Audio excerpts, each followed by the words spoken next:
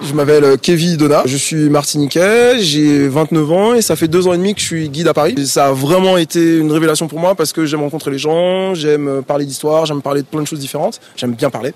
Et puis c'est comme ça, au fur et à mesure, de fil en aiguille, que m'est venue l'idée d'un Paris un peu différent. Là, comme je vous ai dit, on a franchi le boulevard Saint-Michel et donc on a changé d'arrondissement. On est dans le 6e, mais quand on arrive ici, il faut parler des gens qui ont marqué le quartier. Juste devant vous, il y a un restaurant qui s'appelle le Polydor.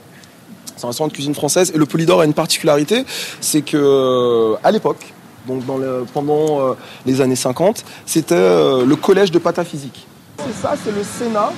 Et le Sénat, donc, quand on parle du Sénat, on peut parler du président du Sénat et on peut parler de Gaston Monnerville. Et récemment, j'ai vu un reportage sur lui qui, ça vous intéresse, ça commence par des témoignages d'avocats et d'hommes politiques français, 4 ou 5, qui chacun séparément dit s'il n'avait pas été noir, il aurait été président de la République. Le café Tournon, c'est un café qui a été très cher pour les Afro-Américains, notamment dans les années 50. Le quartier latin dans les années 50, qui était un endroit de folie, où on venait danser, où on venait s'encanailler. En 2 parties, il y a une partie où en fait, le 5e et 6e sont parmi les arrondissements les plus connus, les plus visités, mais on ne sait pas qu'il y a une autre facette, qu'il y a un quartier latin noir, qu'il y a un Saint-Germain noir, et donc de montrer ça.